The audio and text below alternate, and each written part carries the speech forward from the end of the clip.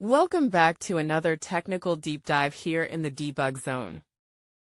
Today, we're tackling a big question and breaking it down with insights from other users. Hopefully this clears up some misconceptions and helps you get the answer you need. So buckle up, stay a little curious, and let's jump right in.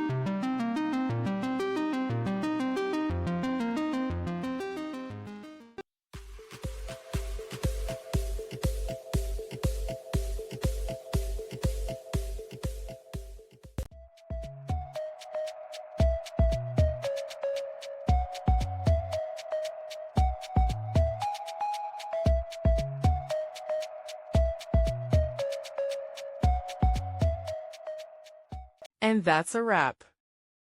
I hope you found the answer you were looking for. If you did, take a second to hit that subscribe button. It really helps out.